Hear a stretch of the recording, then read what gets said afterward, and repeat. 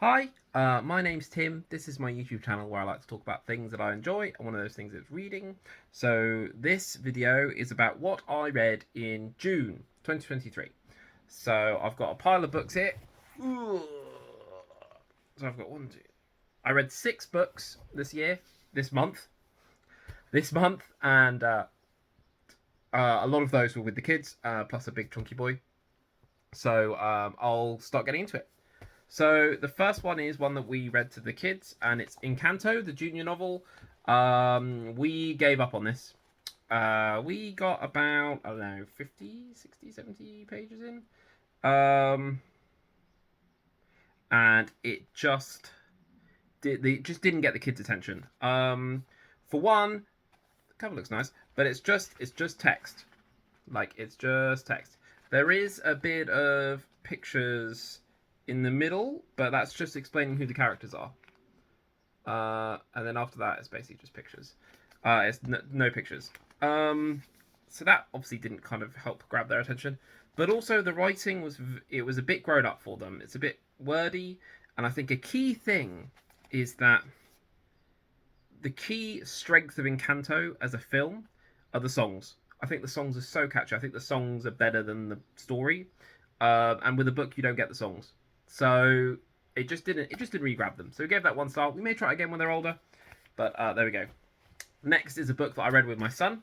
This is from Star Wars Rebels, Ezra's Duel with Danger. This is a summation of two. I think it might be three episodes, but like one being a two-parter, and then one extra episode of the show. I thought it was really engaging. That one, and this is silly, a great thing about this is the formatting, because there's lots of like cool pictures and random bits of art, as well as the text. The text is quite grown up, so I read this to him. But he really enjoyed this, and we then started watching the show. I found that the three uh two, like, there was one main story, which was part one, which took up 2/3 of the book, and then called Empire Day, which is where you learn about Ezra's parents, and it's actually quite emotional, as well as his, struggling to get together with the Force. And then the second part was him going into a Jedi temple, and dealing with the challenges there. The two, they're different episodes. Like, the two parts almost feel like they're completely different books. Almost, they are connected. I think it might be just the next episode in the show, but they don't feel super connected. So it was quite, you finish that part and you're like, great, cool. This Empire Day will be a day long remembered. And then the next part two, again, the formatting is beautiful in these. It's just like a new story. So Kevin liked it though. My son liked it. So I think I gave this 3 stars, though I think he liked it more. Next is the thing that actually I read by myself.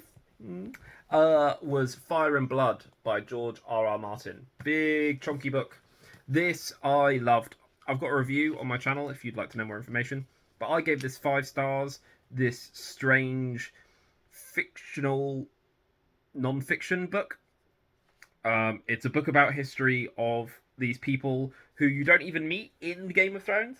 Like, this is hundreds of years before the plot of Game of Thrones, but it's just world building, and it just shows how, even written in kind of a dry non-fiction style, George R. R. Martin's still a great writer and still gets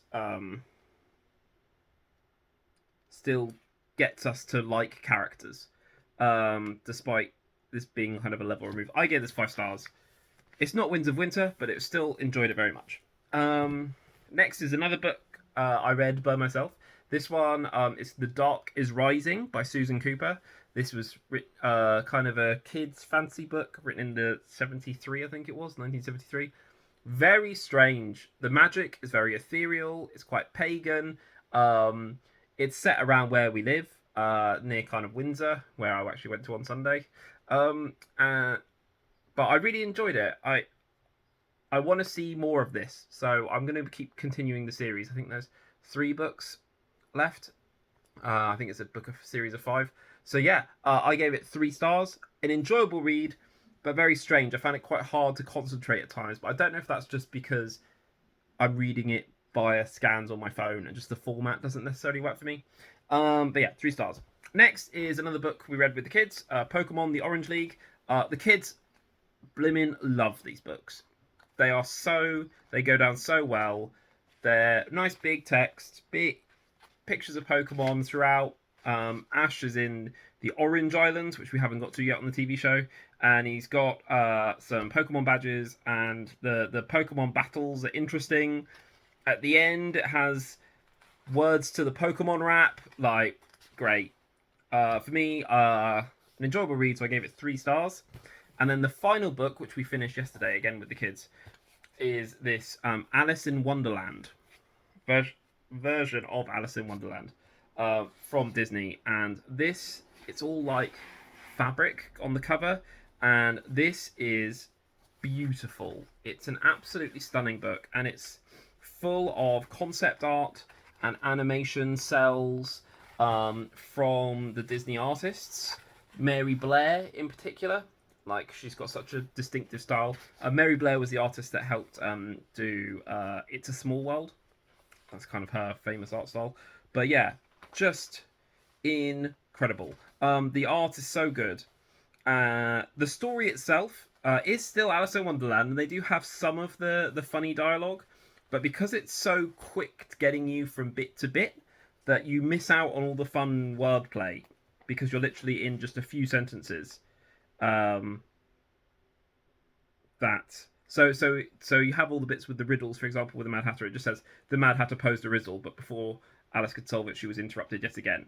You know, it's just kind of telling you what's happening. But one thing that I really liked, apart from the art, and like my daughter loves Alice in Wonderland, it's one of her favourite stories, is they actually have like descriptions about the art and the artists, and I think it was like this includes art of 5 of the 9 old men who are like Disney legends.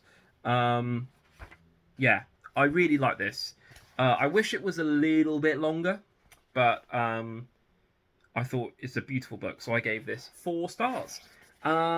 Also, that's basically my June. I think it's about 1,300 pages, a lot of them with the kids. But I did read 2 big grown-up books, and I'm currently reading one other very big book at the moment. But I'll talk about that in what I aim to read in July.